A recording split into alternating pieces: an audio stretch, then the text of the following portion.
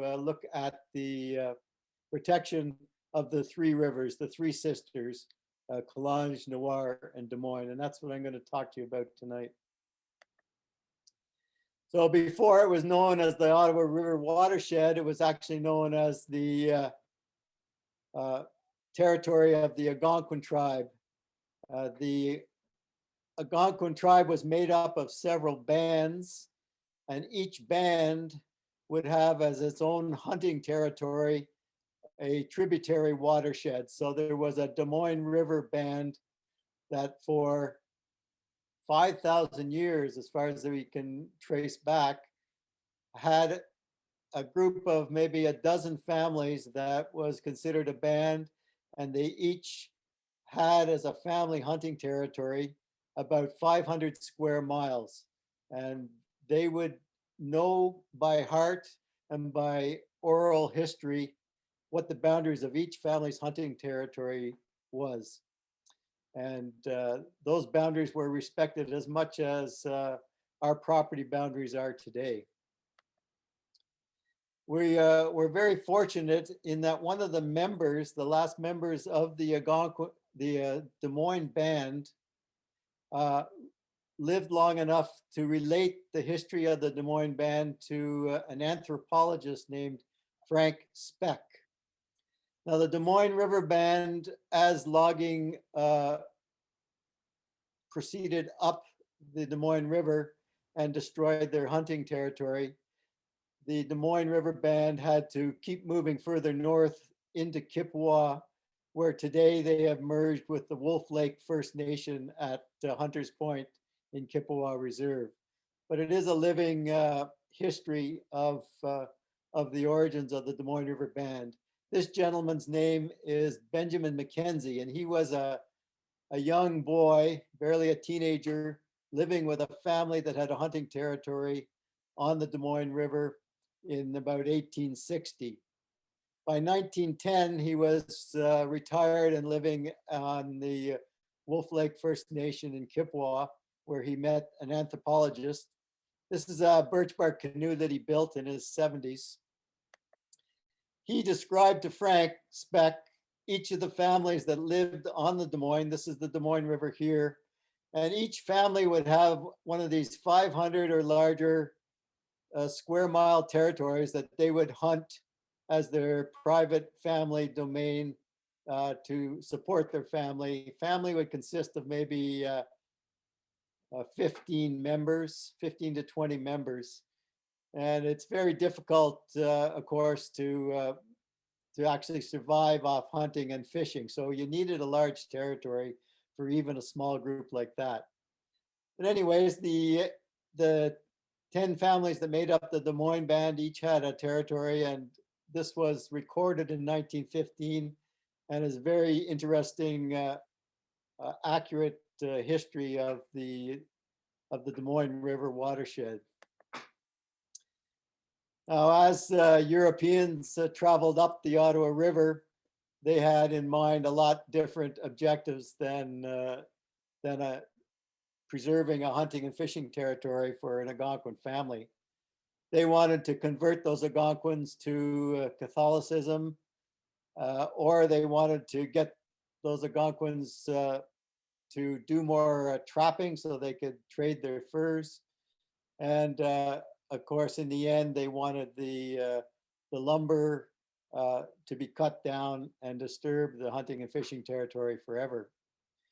But this statue at Brébeuf Park, just across the river in Hull, is a tribute to the first Jesuits that paddled up the Ottawa River. They were accompanied by Champlain or his emissaries and led to the Huron territory and in the Great Lakes. But many of the missionaries traveled up the Des Moines River, something that's very difficult. They did it in about 2.5 days. I tried to do it in 5 days with Max Finkelstein, and we both found it very exhausting. So I don't know how they did it in 2.5 days, but they would travel up to the Des Moines and try to convince the Des Moines Band members that they should convert to Catholicism. and they should each year make an annual migration to Lake of Two Rivers near Montreal to be baptized or have their marriage blessed. This is an interesting picture taken in 1912. This is the last chief of the Des Moines band before it merged with the Wolf Lake First Nation. His name is Paul Chevalier and his wife Mary.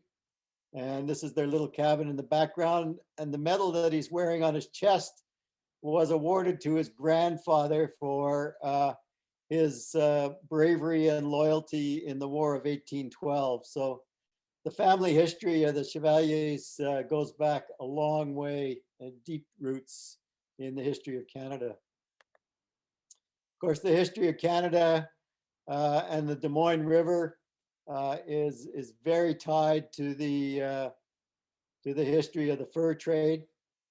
And there was a Hudson Bay trading post at the mouth of the Des Moines, as well as one at Rapide de Chouachame. And almost everybody that is considered a historical European figure in the history of Canada portaged across the portage at Rapide de Chouachame. Here's two slides that indicate the bookend rapids that had to be portaged before you got to the mouth of Des Moines. The one on the right side of the screen was the rapids known as Rapide de Chouachame, and the one on the left screen is the one known as Roche Capitaine, which is 10 kilometers upstream from the mouth of Des Moines, and Rapide de Chouachame rapids are 10 kilometers downstream from the Des Moines. So you had to do two portages within the 10-kilometer distance of the Des Moines River. And so the Des Moines was often used as a resting spot and even a trading spot or a detour spot to go up towards watersheds that led to James Bay or back to the St. Lawrence. This is a picture of the mouth of the Des Moines River prior to building the dam. And this air photo would be taken in 1939. A couple of interesting things from this air photo. Those of you that already paddled the Des Moines, you know now that the last 4 kilometers from the last portage are flat water, quite a docile trip down to the mouth of Des Moines. Well, prior to the dam, it used to be one long class 1, 2, and 3 rapids from Grande Chute all the way down to the mouth of the Des Moines. There also used to be a huge beach at the mouth of the Des Moines, like there is at the mouth of the Petawawa or the Cheyenne. And this beach was the site of a trading post, or later the site of a farm used to feed the lumber camps. This road you see going up into the forests of the Des Moines was originally a road built by loggers to access their timber limits and to haul their goods into their lumber camps. Later, it was used as a forestry road to carry the firefighting equipment and the fire rangers into their fire towers. Today, this road still exists. It's been used for 150 years, finally ending when the fire patrols were replaced by air patrols in 1965 or so. Well, this is the focus of one of our attempts to recreate your ability to interact with the Des Moines watershed and experience some of the history of the Des Moines. We created a group called Friends of Riviere Des Moines to accomplish 2 things. One, to try to keep the wilderness values of the Des Moines River intact. And the second one was try to interpret the history, the human history of the Des Moines by recreating some historic information, either in a book or in this case, in a hiking trail. Now, I mentioned that the mouth of the Des Moines was flooded. When they built this dam in 1945 to 1950, it held back the water at the beginning of January in 1950, and it took 6 months to fill up the entire Lake Holden up all the way up to Mattawa. It drowned out all those rapids that I just showed you in the previous air photos. And it also drowned out the mouth of the Des Moines and several other historic campsites. The railroad and the original Highway 17 had to be moved 2 kilometers inland.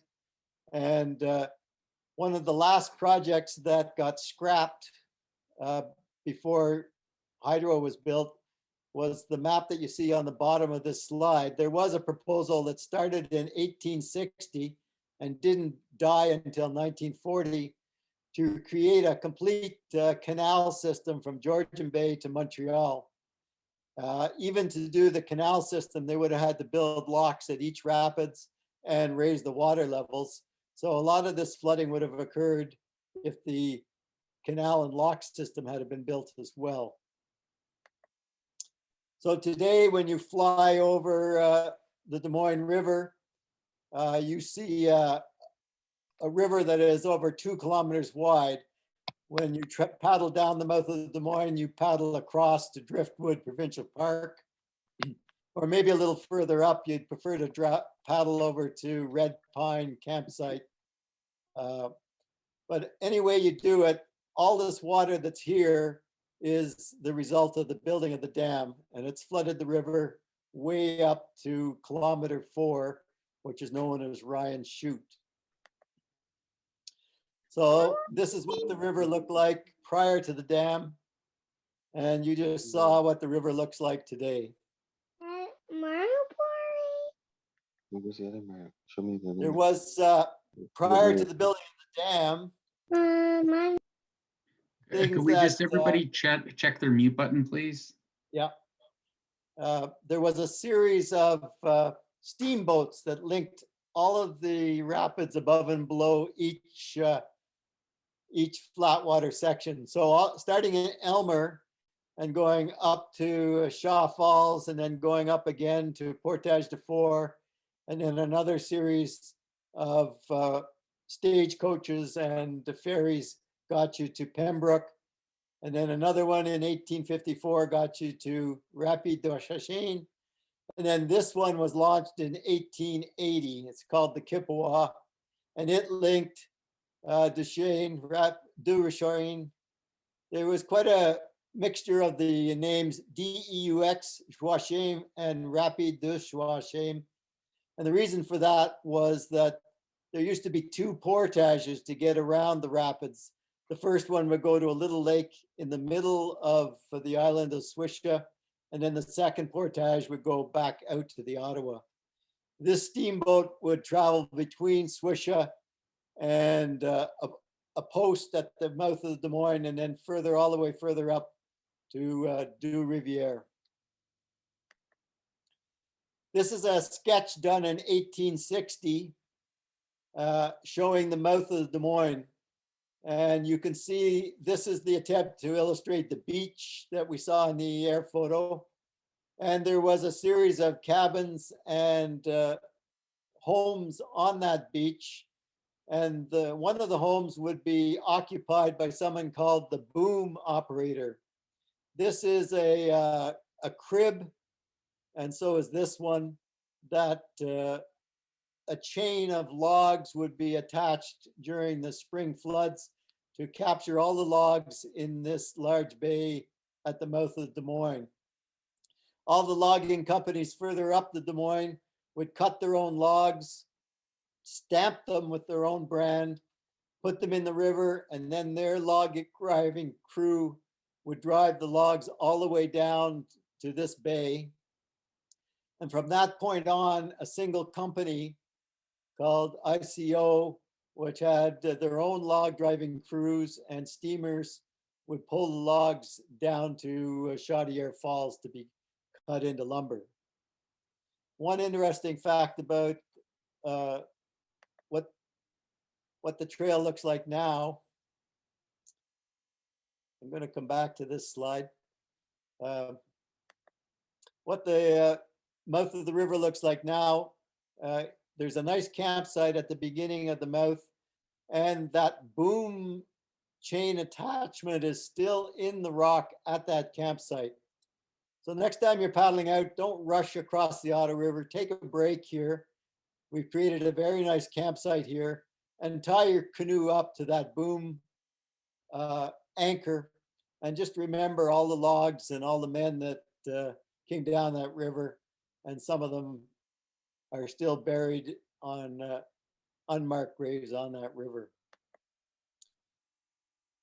The entire forest by 1870 was completely leased out to all the logging companies that were making, trying to make money by cutting logs in the upper Ottawa Valley. You can see some very famous names here. The Hamilton brothers were a very famous logging company that actually built the farm that is now the Dumoine Rod and Gun Club.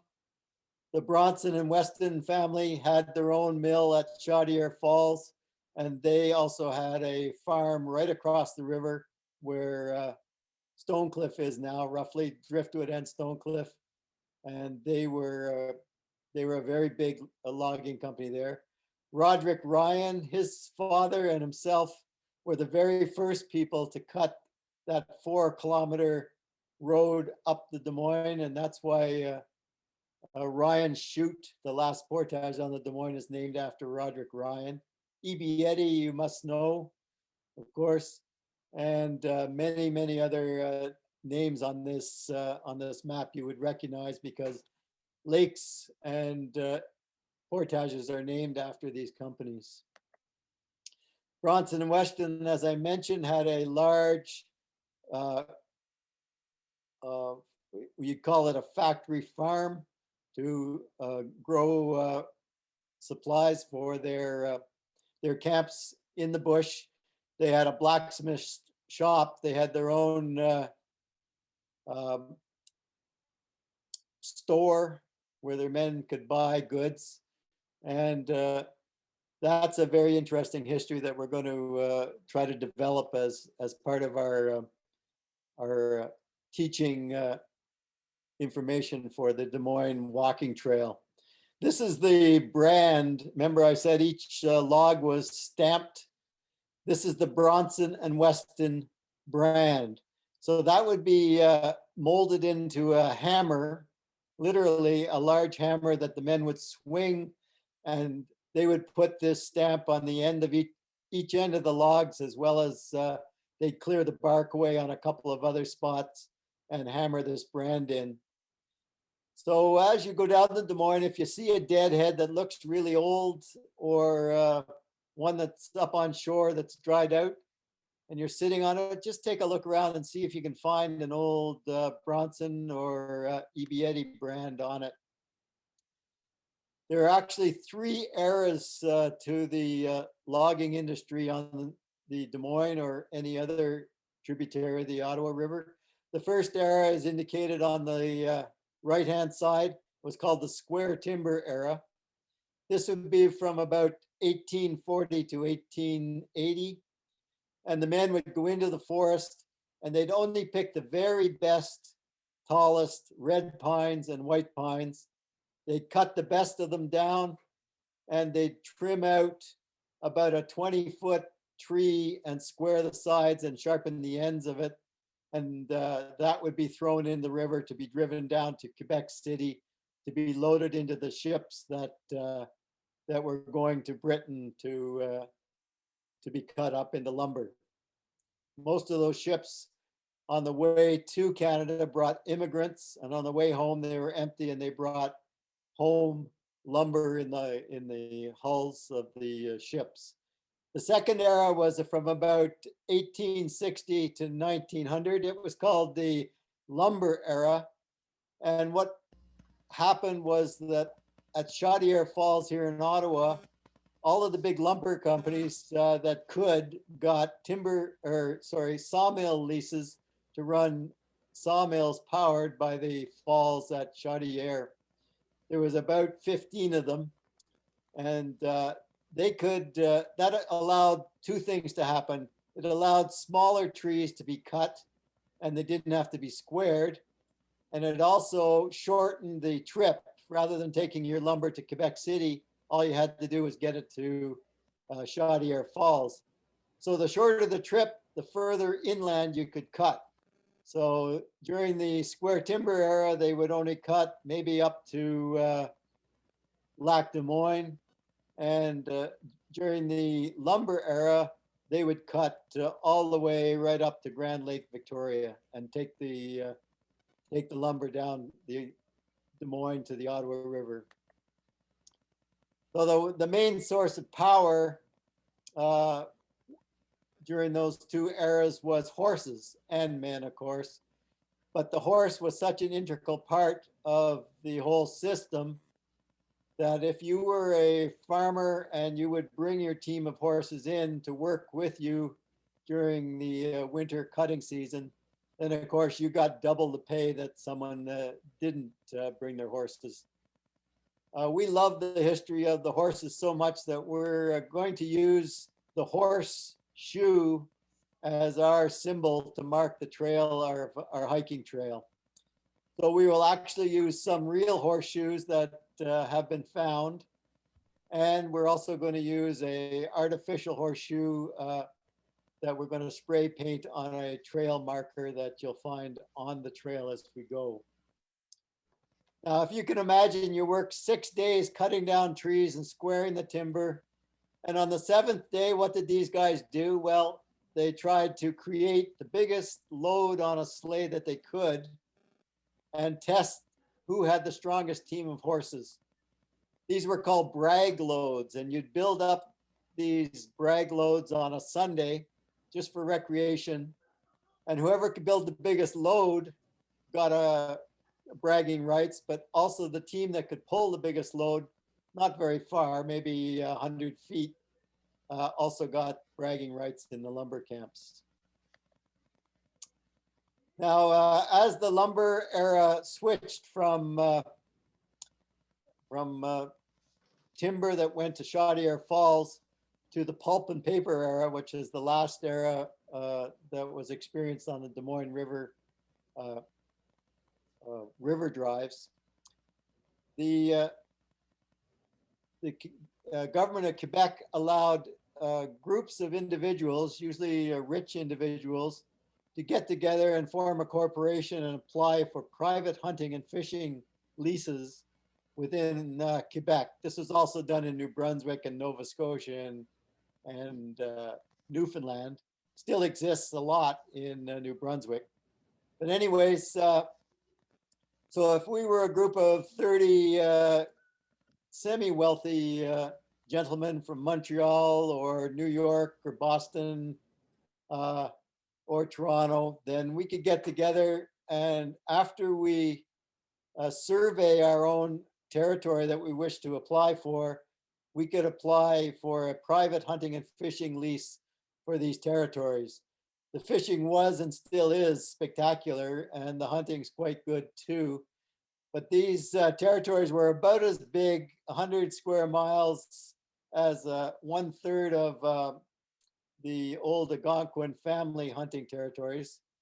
But they were private. You could build club cabins or buy them off of the lumber companies that didn't need them any longer, and go ahead and have your own group of rangers to patrol the area for hunting and fishing, private hunting and fishing. So these gentlemen would take the train. Often they'd even attach their private car to a train in New England someplace or Montreal. And that private car would be offloaded at Stonecliff. And the men from there would get off and either walk or get a wagon ride down to the Ottawa River. Now remember, the Ottawa River was only about 300 yards wide then and hadn't been flooded. And they would get onto a wooden ferry like the one you see here, and they would go across the river. You can see on the map on the left Brennan Lake is now the land in between is now completely flooded to make the mouth of the Des Moines as you know it today. It's a 2-mile crossing.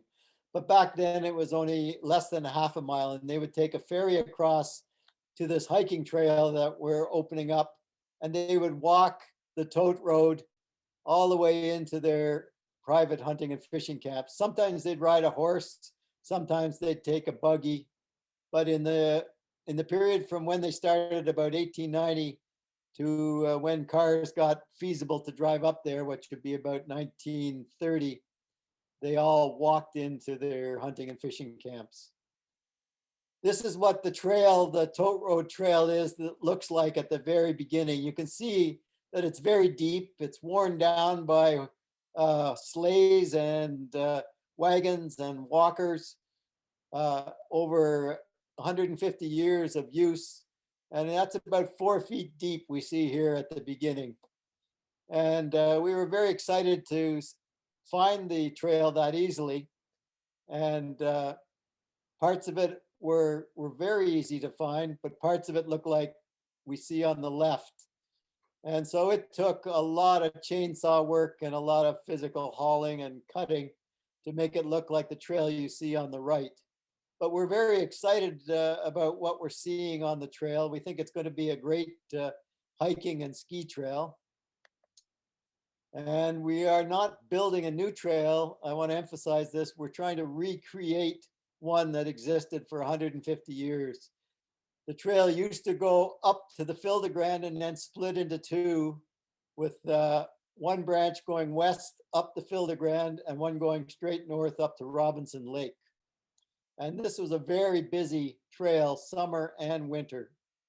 In the summer, it was run by forest rangers, and in the winter, it was run by logging companies.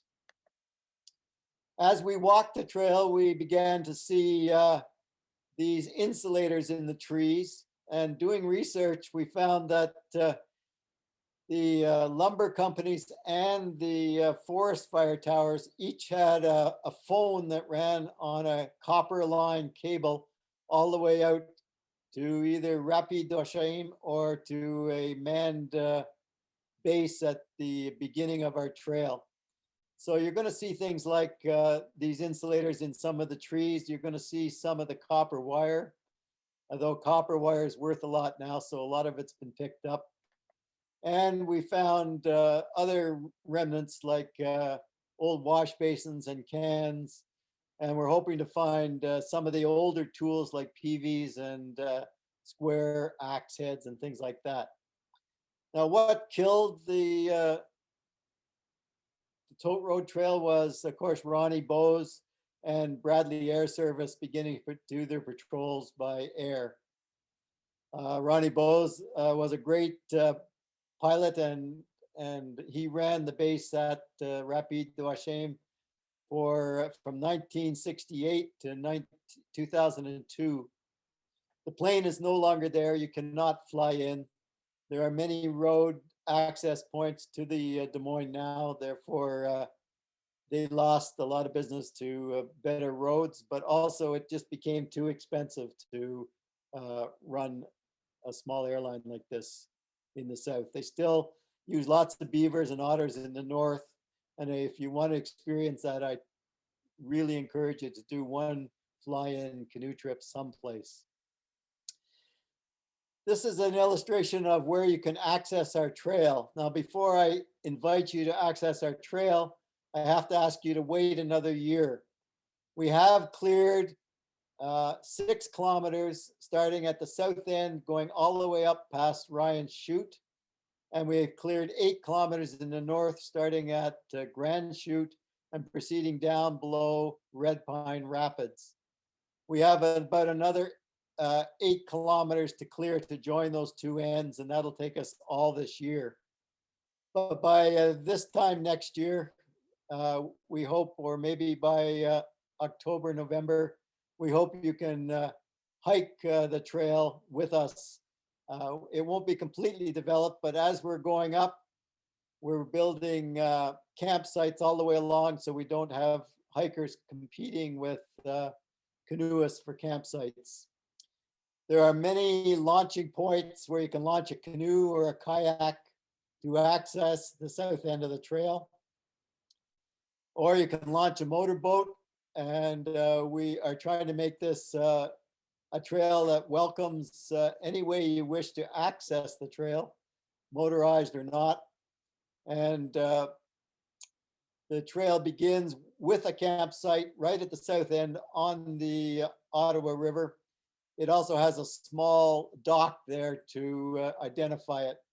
Eventually, we'll have a sign there and at each of the campsites to explain how the river drive worked and how the logging road used to work. The paddle up the estuary that has been flooded now is very beautiful. It's a flat water paddle. Sometimes the Des Moines crossing at the Ottawa River can be windy, so you might have to wait a little while. But the narrower parts around Stone Cliff make your crossing only about a 20, 30-minute paddle, and then you can sneak down the Quebec shoreline to the Des Moines. But we're seeing a lot more wildlife in this flooded out section. A lot of bald eagles, and a lot of waterfowl. This is a merganser. And it's a very interesting area.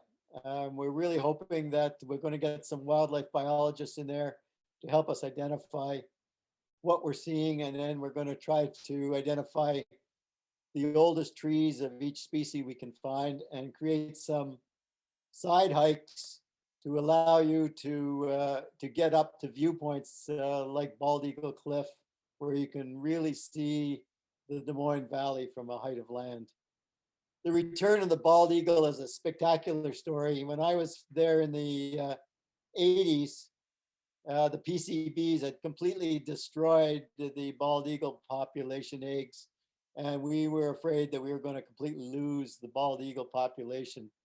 But it has come back in a huge way, and we're very excited about that, and look forward to seeing many more bald eagles on the lower part of the Des Moines River. This is Grande Chute. This is as far as a flat water paddler can go. If you want to continue, here's the portage here. There is only a 500-yard portage, and it is quite easy for you to paddle all the way up to the mouth of the Fildegrand. There's only one swift. You have to negotiate paddling up after that. We have created a campsite, a new campsite on the Temiskaming shore of the Des Moines River. I'll just explain that. The Des Moines River is the political boundary between Pontiac County on the east and Temiskaming County on the west. It's also the Zec boundary between Des Moines Zec on the west and Zec Rapide de Wachim on the east. Anyways, one of the 5 new campsites we created is right here, and it's very beautiful. And we encourage you to access our trail there or any one of the campsites further down. It is a lot of work, and we're looking for volunteers that might have chainsaw ability or just don't mind putting in a day of physical activity and then enjoying the rest of the weekend as just your recreation paddling. We're trying to make this a recreational trail, so we're building viewing benches at places like Grande Chute. I really believe that artists of all types can be motivated by a wilderness setting that's beautiful, such as the Des Moines. So we're anxious to build areas that slow people down from their hike and have them really enjoy the river. We also want people to interpret the history and the natural surroundings as they go. So this might help us create places we can put signs that people might actually stop and read. The Des Moines has an amazing history. And the loggers have left lots of telltale marks about their history, but not often, unless you know logging history, do you know what you're looking at. On the upper left here is a chiseled name carved by a logger that was posted at a set of rapids in 1887. His job would just be to keep pushing the logs through that set of rapids. This is actually the second portage coming out of Lac La Forge. If you walk the portage trail at Grande Chute, you'll see lots of these spikes that are hammered into the granite. They would be used to tie up a boom log or a pointer boat. And you can imagine how much work it was to hammer one of those into a campsite or into a granite rock. This is the only logger's grave that I've found on the Des Moines. It's just above Big Steel. And I encourage people to get out and pay their respects. There's lots of written stories and annotated stories about boots being posted on the portage trails of all of the big portages on the Des Moines. Ryan Chute at one time was the host of 30 pair of hobnail boots of people that have been drowned in the lower last section of the Des Moines River. This is a log boom at just above the Des Moines Rod and Gun Club. It's not a log boom, it's called a rollaway. And it was usually built at the bottom of a precipice where the logs would be stacked in the winter. And when breakup occurred, the logs would be pushed down this rollaway into the moving current, and they'd carry on their trip with a lot of help down the Des Moines River. I mentioned we're creating campsites specifically for hikers. Of course, canoeists can use them, but we didn't want to interfere with campsites that already exist. So on each of the campsites on the Des Moines, whether they're canoeists or hikers, our first project was to put thunder boxes on each of the campsites to encourage a more sanitary campsite. And it's really worked well. We're going to expand that concept by putting thunder boxes on all the campsites on the Clunge and the Noir this year. But when you see and use one of our thunder boxes, just remember that it took somebody about 10 hours to paddle it into place, dig the hole and put it there. And it cost Friends of Des Moines about $125 to build them. So any support you want to lend, either labor-wise or financially, we'd really appreciate. So our hiking trail goes from the Ottawa River, and we have completed the first 5 kilometers up to above Ryan Chute. There's a campsite about half a kilometer above Ryan Chute now. And it's a very interesting campsite. It was obviously a place where the river drivers pulled their pointer boats up and stayed for the night. So this spring we'll begin cutting further up river towards the Fil de Grande at this end. And we hope to get there by July this year. We've scouted it out already. What we're finding along the trail is absolutely beautiful, whether it's a large standing tree or a fungus covered tree that's fallen down 100 years ago. And I think if you're a photographer or an artist, or just anybody with empathy for nature, you're really going to enjoy this trail. Some of the white pines we're finding are very large, and we're going to try to find the largest ones we can and see if they make it into the old growth trees record book. There's lots of huge yellow birch and of course white and red pine. This is an aerial photograph. Many of you have paddled the river will recognize Bald Eagle Cliff. The Fil de Grande River flows in to Bald Eagle Cliff, or into the Des Moines just above Bald Eagle Cliff. You might not have even noticed it because you're often paddling down the inside here and you don't even notice the Fil de Grande. Our hiking trail will go across this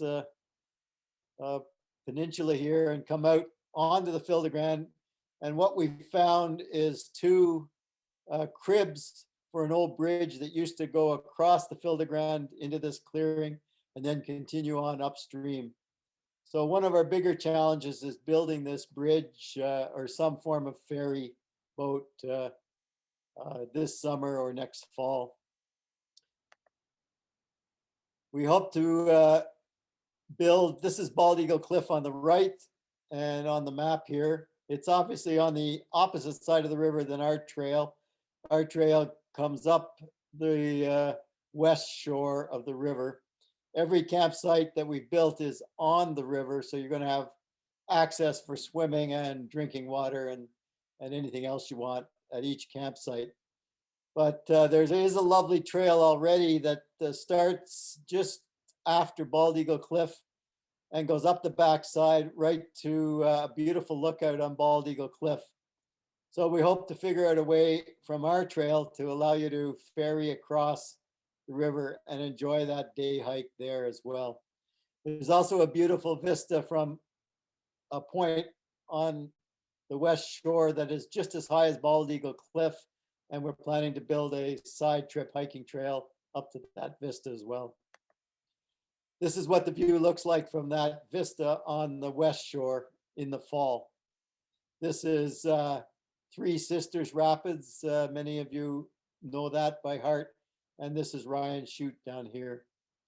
But I think the season for hiking our trail is going to go from about May 1st to November 1st, with people that want to avoid the black flies preferring May, August, September, October. Of course, we hope that you'll have an opportunity to see moose. And again, not everything's about animals that move around or fly. There's lots of beautiful flowers and foliage for you to enjoy as well. This is the view from the top of Bald Eagle Cliff, that hike I was mentioning in the fall. And you're looking straight over at the mouth of the Des Moines going this way. So our trail is along this west shore. We'll have to figure out a way for you to cross about 100 yards of river for you to enjoy this, this viewpoint. Every time we come to a creek, we're trying to build a bridge across it. I must give credit to the Zec Des Moines, who in the 1990 hired a couple of young people to open up this trail. In 1990, that would be 31 years ago, the trail was a lot clearer than it is today. And we're finding remnants like this of bridges and stairs that they've built. And we're taking them apart and rebuilding them in a modern version again. But kudos to the Zec Des Moines for opening this trail in 1990. Unfortunately, in 1991, there was a major twister, almost a hurricane that came through, tornado that came through, and totally wrecked a good 5 kilometers of their trail, and it was never reopened until we got at it this year. But part of their handiwork was a set of stairs on the red Pine Portage. And we've used the same stringers and rebuilt the stairs so that it makes for an easier hike. The section that is completed in the north begins at Grande Chute. Grande Chute is accessible by road. I'd recommend a car with a little more clearance, an ATV or a truck. But you can drive right to the first campsite at the mouth, at the Grande Chute, and begin your hike by using the old original Portage Trail around Grande Chute. And then because there are some private campgrounds on Robinson Lake, we've detoured the trail onto the road. You'll walk on the road to a group campsite, and then you'll walk over to Stevens Pond, where the trail begins again. Where Stevens Pond is a beautiful beaver pond, and it's full of beavers and moose sometimes, and a lot of waterfowl. We're going to build a side trail and a viewing platform over to Stevens Pond so that people that just don't feel like hiking too much can get a beautiful place that they can view wildlife again.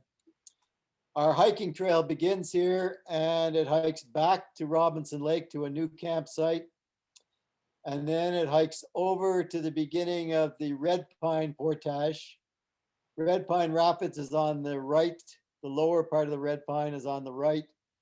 And there are 4 old original campsites on the Red Pine Portage that we're rebuilding with old timbers that have floated down and we're hauling out of the river. There are good fireplaces, 4 tent sites, and a thunderbox on each campsite. This is an actual photograph taken in about 1960 of 2 of the last fellas to help with the last log drive on the Des Moines River. The last log drive was in 1961, and that would be done with pointer boats and men pushing with PV logs and pulling the booms, sometimes with an alligator boat. But this is pretty interesting. I think the technique is pretty good, except for the lack of life jackets. That's a beautiful cross draw and stern pry. So I think those guys probably could teach us a few things about canoeing back then. Of course, this is how they did most of the work, by hand, by PVs, by canter hooks. And we're hoping to find or recreate all these old tools and mount them at the campsites along the river so people can understand how hard the work was and how it was done. This, of course, is Grande Chute, the beginning of our hiking trail in the north. It's going to be about a 30-kilometer hiking trail if you count side trips. And we think it'll take you, if you want to be leisurely, 3 days, 3 or 4 days. If you want to be quick about it, 2 days. And we think it's going to be a spectacular hiking and skiing trail. You cannot ski across the Ottawa River in the winter at Stonecliff. It's too dangerous. So if you want to ski, it'll have to involve starting at the northern end. Grande Chute is a spectacular history in itself, and we're going to recreate that history in signs and other aspects. The largest log chute in the world, single log chute, was built along the edge of the Grande Chute Canyon. It measured almost a mile in length, and there's barely a trace of it today. This actual photo is of the one that existed at Fort Grande Chute. It was a little bit shorter, but the photos of it were taken a little later. There are none that I have been able to find of the Grande Chute one. This is the only photo I have. This is the entrance to the log chute at Grande Chute. This itself doesn't exist anymore. It was destroyed when the new bridge across Grande Chute was built in 2010, which just reinforces my feeling of urgency to try to capture the history that still exists there. But there is in the records of the Department of the Interior a complete history of the building of the log chute at the Des Moines. It was actually built by a group of companies that existed prior to the government taking over. And we will be writing up this entire history and hopefully mounting it on the bridge just to help people understand what they're looking at and create a little more pride in Canadian history. We don't do enough of that, we find. This is a blow up of the first section of our trail. You start right here and you take the original Portage Trail all along the canyon section of the Grande Chute. There's 2 campsites on that Portage Trail. And I'd like to emphasize that the loggers didn't create this Portage Trail. This Portage Trail was created maybe over 1,000 years ago by First Nations that were paddling to trade up and down the Des Moines River to get to the Ottawa River and trade with people from the Great Lakes or people from the St. Lawrence. So the history of the trail is longer than 150 years. It's probably easily 1,000 years old. So our trail goes to the end of the portage as you might know it.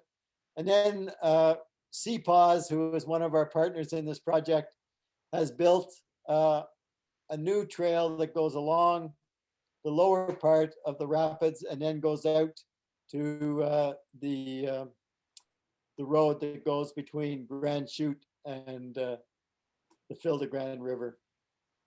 So along this part of the Portage Trail, there are already signs of interpretation that CPAWS has put up. And we hope to enhance that project as well without it taking away from your feeling of wilderness.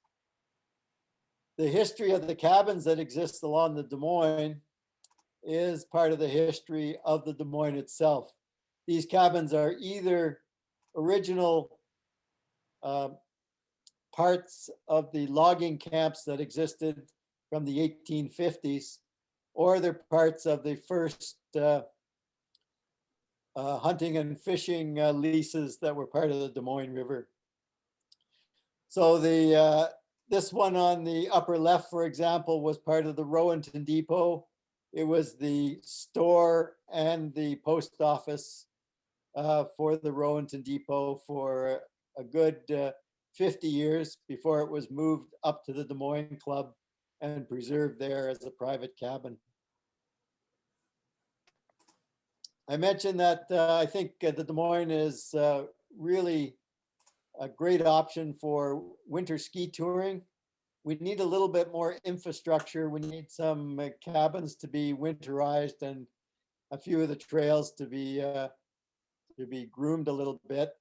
But the wilderness aspect of skiing on the Des Moines is really spectacular. And the visual of Grande Chute in the winter is really special. This particular picture is us skiing up the Fil de Grande River in the winter in February. So you can see that we have found a safe route, but there is some aspect of adventure to this. So we need to temper that down a little bit for more people to enjoy it. Of course, the Des Moines is a famous canoe river, famous today, but I think when I researched the history of recreational canoeing on the Des Moines River, it begins with Camp Keewaydin using some of the original guides from the Temagami Reserve or the Wolf Lake First Nation as guides for their first trip down the Des Moines River in 1908. So that's over 100 years of recreational paddling on the Des Moines River. Of course, this era really began in 1970 when the fly-in option with Ronnie Bose was created. And it continues today with a lot of shuttle service going into the Des Moines. I estimate there's about 1,200 canoeists that go down the Des Moines in the 6-month season from May 15th to November 1st. The majority of them go in July and August. And there is a class 2 and 3 whitewater, challenging whitewater on parts of the river that you need to have the skills to paddle, learn the skills to paddle. But I am observing the 3rd generation of paddlers that I have known now, where I paddled with their grandfathers and they taught their sons how to paddle, and now their grandsons are paddling the Des Moines, such as you see here in the bow of this canoe. So part of the way that Friends of Des Moines raises funds is we have a fleet of 6 17-foot squiff prospector they're not called Royal X anymore. They're called something else. Anyways, they're the best whitewater canoes that you can get for using, carrying a large load to go down the Des Moines River. And 50% of your rental fee goes towards the projects that you have been observing, including the building of the hiking trail on the tote road. So if you're planning a Des Moines trip this year and need a rental canoe, we'd appreciate you getting in touch with us and using one of ours. And that's not our main objective, is not to raise money so much as raise awareness about the value of wilderness, the many, many values of wilderness. From just the emotion that a slide like this brings to you tonight, to the pride you get in learning more about Canadian history. There's so much we need to learn, and a place like Rapide du Chien is just the ideal place to interpret the history of Canada, as it all happened there in some form or another. The view you're looking at here is looking down the deep river reach from Rapide du Chien, and every time I go across that bridge, I just am enthralled by that view, and hope it always stays that beautiful. So before we lose all our history of the Des Moines, and for all the values that you saw in a slide like this and the ones previous, I encourage you to get involved somehow with the concept of preserving wilderness. And one of the best ways to do it is to support CPAWS. And I ask you to concentrate on their Three Rivers Fund, so that a portion of that goes into conservation of the Des Moines. It just happens to be my birthday on March 24th, and I have put up a donate link on my Facebook page, which allows you to donate directly to the Three Rivers Fund. And that money will go to our new project, which is to try to put a thunderbox on each of the campsites in the Three Rivers watersheds. So I thank you for your attention. I welcome your questions and look forward to seeing you on the river in every season.